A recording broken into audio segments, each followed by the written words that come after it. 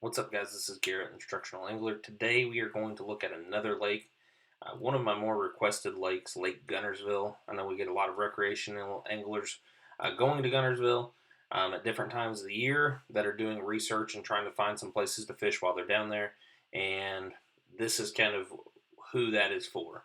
It's not going to be a major tournament style breakdown. It's going to be more of a recreational angler trying to go catch some bass on Guntersville, or maybe a guy who wants to try some new spots. The Lake Allatoona and Lake Texoma videos went over very well, had a lot of great feedback on those, and that's kind of what pushed me to go ahead and put out another video. So let me know what you think at the end of this. You can comment down below if you're on YouTube, and kind of give me some feedback. We're going to go ahead and jump in with some main lake areas, things to look for if you have the electronics. You're going to want to spend some time offshore at certain times of the year, at least checking some things and looking for a few specific things in a few specific depth areas. So that's what we're going to look at. Some main Lake Guntersville stuff, and then I picked a pocket to break down, and that's a pocket that I would spend some time in if I were to be going to Guntersville and wanting to try something out. So let's go ahead and switch over to Navionics here. Let me get it pulled up. All right, so Guntersville, as you can tell, is a large lake. It is part of the TVA system, the Tennessee Valley Authority, I believe, and they are an electric producing co-op. They produce electricity using these lakes and using the current on these lakes, which is one of the reasons that these lakes produce some of the fish that they produce is due to the current. And it's one of the reasons that ledge fishing is such a popular way to fish down there. Having a little bit of a computer issue here. I think I got it taken care of, though. Good to go. All right. But that's one of the reasons that ledge fishing and offshore fishing, this lake is the capital of that. Kentucky Lake, Pickwick, those lakes are the capital of offshore fishing for largemouth due to that current. And we're going to look at a few things to think of and to check on when you're going to look for offshore stuff. A majority of the offshore stuff in June and July, a lot of those fish are in that, when you see guys talk about catching schooling fish, a lot of those fish are anywhere from 15 to 25 feet. That's a majority of your schools are going to be in that depth range. Sometimes you find them a little deeper. It just depends on your location. Sometimes you find them a little bit shallower depending on how the ledge sets up or how the offshore spot sets up. A lot of times they're relating to structure or a depth change. If you find structure on a depth change, like a 14-foot dropping to 25-foot, you're more than likely going to find some fish on a spot like that.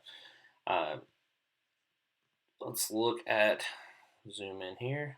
So you have a main channel on Guntersville, like your TVA lakes, that's what they're pulling a majority of that current through.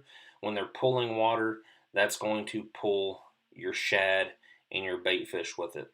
When they are pulling water, your largemouth are going to, I like to consider it, hunker down. You see them kind of attached to the bottom of the river system.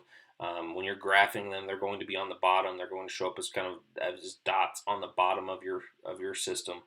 Whether it's a hummingbird, Lowrance, Garmin, whatever it is, if they are ready to eat and they're going to be able to fire pretty quickly, they'll be down on the bottom, starting to get structured to feed. They're a lot tougher to catch if they're suspended or they're kind of broken up a little bit more. Now you can get those fish to fire using spoons and things like that, but if they're on the bottom, it's getting ready to be fun. But that main channel, you can see it's 44 foot deep. That's not the depth that we're looking for. We talked about looking in that 14 to 25 foot depth. A depth change, structure change, something like that. Let's see here. So I kind of look for almost like a secondary ledge system is kind of what I'm looking for. I'm not looking at this main channel break As you can see, it's a big break. I'm looking for these secondary ledges. So over on the left here, there's an island, so there is a shallow area there. But you can see it does break off from 8 foot to 15, 16, 17 foot right there. Kind of in the center of the screen. That section, it'd be worth looking into. That's kind of that depth we talked about. Be something worth looking into. I'm going to go up here and see what we got. A marker here at 12 foot. Let's see what they have on that. So a fall bass was caught there, 10 of 2003, I'm guessing, or 10-3. Not really what we're looking for specifically, from what I can tell right here. Let's cut down just a little bit. I do like that secondary ledge system on kind of the left there out of the channel. I would graph that. It'd be worth idling and graphing. You talk about pros, and you hear pros talk about idling. They'll idle these lakes for 2 or 3 days before a major tournament to find fish. So just because you put down on one of these spots and you idle it, or idle a 100-yard section and don't find fish, doesn't mean there are not fish there at certain times of the year. There's a secondary channel here, this creek bed. This looks good. Got a road bed, a creek bed, a shoal. So the dotted lines in the center of the screen there are a old creek bed. You've got a road bed meeting up with that. And you've got a transition there going from 18 foot to 21 foot. It's almost a ledge. Even out there a little bit deeper, you've got it 13 foot on the right hand side there, 13 foot down to 21, 22 foot on the old creek bed. You got a shoal there. Let's see what that marker says. That marker says fishing or diving hotspot. If that's me, I'm scanning it. A lot of these places are community holes. You're going to fish some of the same stuff. You may see a guy sitting on something you wanted to check. Come back later and check it. They refire, they reconfigure. Fish can be caught again off the same spot. Hotspot. I'm scanning that for sure. Road bed, creek bed, major point on the right and left. Or major hump, not a point, on the right and left.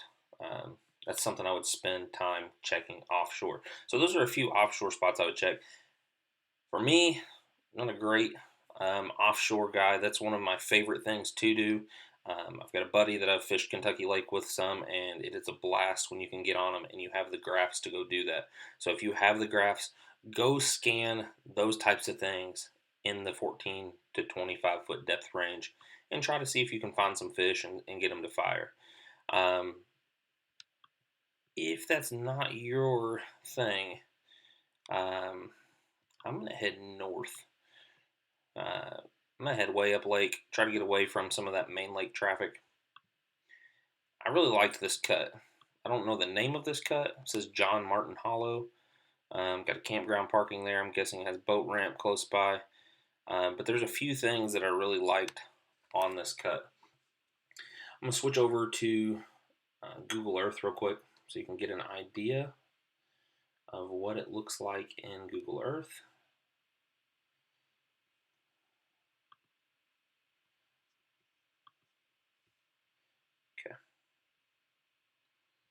And we've marked a few things here. But it's not the same cut, is it? Oh, there it is. Not John Martin Hollow. We need to go further up on Navionics. Let me figure out the name of that on Navionics real quick.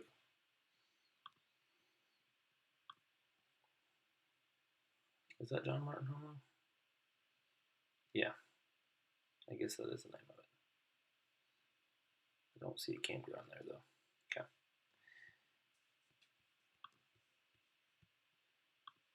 All right. I see this being a summertime situation, springtime situation. Summer, spring, and fall, you're going to be able to catch fish here. Maybe even winter. I'll show you where I would try to get into those fish. Summertime topwater flat, to me, this is about as good as it gets. You're right off the main river channel. As you get up north, as that river tightens up, you're going to get more current. When they are pulling some current, you're going to get some more active current coming through there, because it's kind of condensed into a small area. All of that water has to come through a smaller area. So you are going to be able to get some fish pulling out on these edges and on this topwater flat here, in my opinion. This looks like a traditional Guntersville frog flat. You're going to be able to catch some fish topwater here as long as the vegetation is there. Looks like pretty shallow. Run that creek channel back in to the system. You've got some very defined grass edges. That's going to be worth fishing, and that encompasses a lot of these pockets, the edges of these pockets, the backs of these pockets. You're going to find some fish in those grass edges.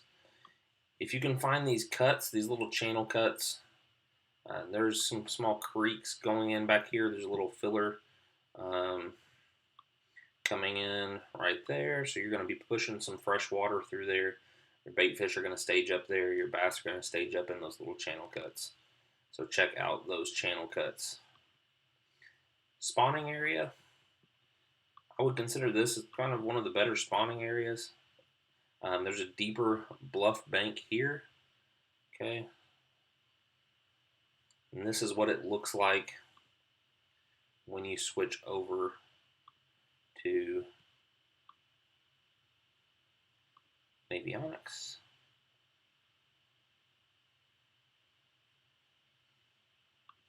Okay. So on Navionics, you can tell there's an old creek bed here.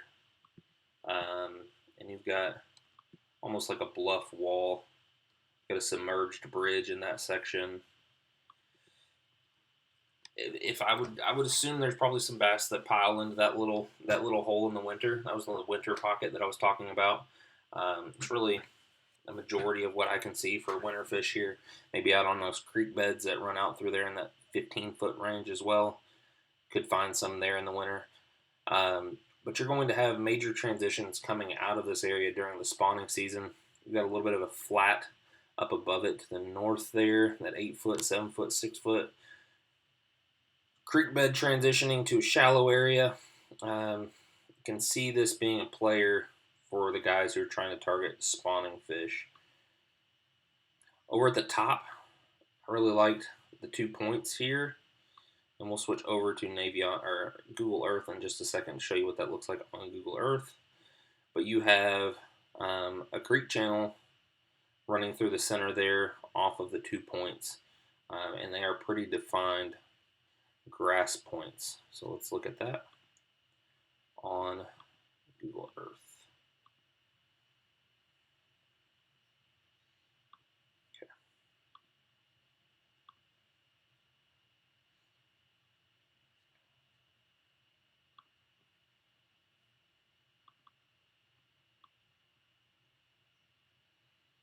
So, like I said, up at the top, it's got somewhat of a defined point there, and you are going to have these two channel swings here off the edges of these grass points. They do come out into the lake a little bit further on Navionics, or according to Navionics, but you're going to find some fish on those channel swings. I wouldn't be afraid to pull back out off of those and Carolina rig, throw some of those types of things there. You have some laydowns, great early morning spots. Start, try to get some topwater fish, buzzbait. Try to get some active fish out of those areas in the morning. You have a great looking rock transition back here as well. And it's got quite a bit of rock on it, chunk rock. It does typically, so that's what it looks like. Looks like at full pull most of the time. And that rock, it comes out in there quite a bit. So you're going to be able to find some fish hovering, probably even spawning around those hard surfaces and around that rock. Great looking frogging flat in the back. Whenever I do these breakdowns, I try to find areas that have multiple things to check and kind of stop on in one specific area. That's why I chose this cut and this little um, section, is because it's going to have fish in there. You may have to kind of bounce around to figure out what those fish are doing or where those fish are at. But this is a great looking pocket to start on at Guntersville. I would not be afraid to spend some time on it. Um, Let me know what you think. If you fish this cut, let me know. Um, and if you are interested, you can follow us over at Instagram Instructional Angler. If you have questions about Guntersville specifically, you would like a personal lake breakdown of Guntersville, let me know. You can email me at instructionalangler@gmail.com, and I will get back to you on those things. So if you have any questions, let me know, and hopefully this helps you catch some more fish.